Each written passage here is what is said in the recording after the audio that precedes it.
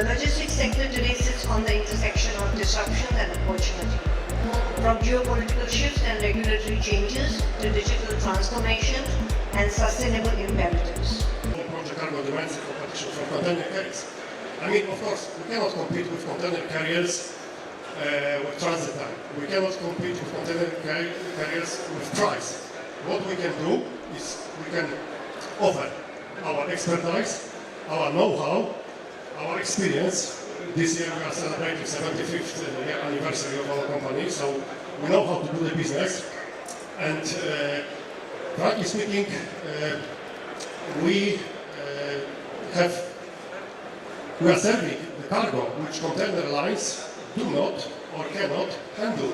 When I talk to our European colleagues and friends across the industry, they say, you know what, your slogan is Make with India. Yeah? And it is Make in India. But they themselves, they say it's time to make with India. Wherever you do it, you make with India, and that's the future of India. Coming to India-EU trade, it's extremely essential, you know, with the present developments, what has happened in West Asia. As we are aware that Europe has not the best of relationship with Russia. China is dumping cars in Europe, so Europeans have increased their duties, whereas China has done the same. Quite a lot of disturbance across the board. And as we know, what is happening with the US? US has put a lot of tariffs on European goods also. So the natural market for them is India. Yeah, for advantage of Ro-Ro vessels, Ro-Ro by the term means roll on, roll off. So whatever cargo that is there, if it has wheels, it can roll on and roll off our ships. If it doesn't have wheels, we use some equipment which is a simple equipment known as a roll trailer. Looks like this, comes in various sizes from 20 feet to 80 feet. And you just put any machinery or any cargo on this and it can be rolled on and off the vessel. The advantage with this is that you de-risk the handling of the cargo because you are not lifting the cargo not more than 1.5 meters off the ground. So when you don't lift cargo that high, there is less risk and it's more safer for handling of the cargo. So everything depends upon your technical competence and the cost knowledge and the package, how it is designed, where is COG, how the weight is spread is in total. And based on that, then only you can, bring down the cost. How much we understand sustainability, that's important nowadays, especially when we talk about the logistics.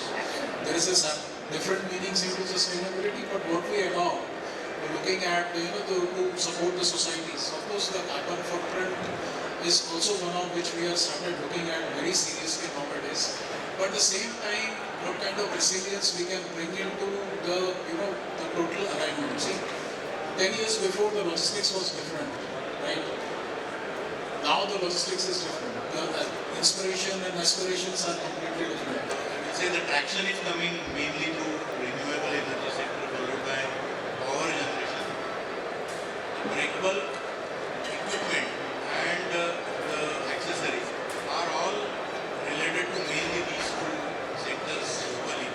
The owners would not like to take risk in investing in this kind of highly specialized vessel and get stuck and not get any project out.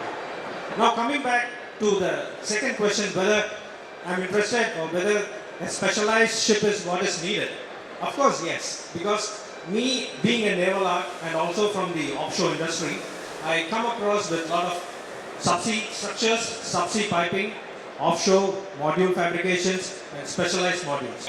It is very important that you engage with the right third party vendor partner, because if you do not have a good vendor partner, your cargo on the ground cannot be moved as the way you plan. So it is very important that you select a very third party partner in such a way that who has the expertise in handling the bulk cargo or the project cargo, who has the on ground facility. We have the team who can work around the ground, because these third party partners are basically our eyes and ear on the ground to perform all these activities on behalf of us? So we have 5-6 KPIs for a service provider. First is your global locations. Floor being a global company, we need majority of locations covered, at least from the shipper's side and vendor's side. So we have a lot of suppliers on China side, Southeast Asia, Far East Asia.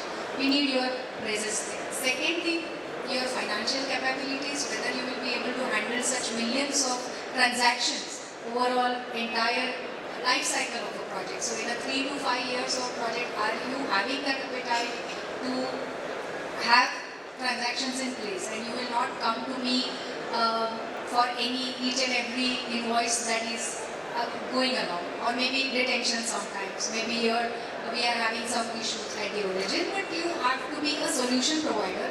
I mean, rather than just a service provider, look at the perspective of being a strategic partner with your shipper.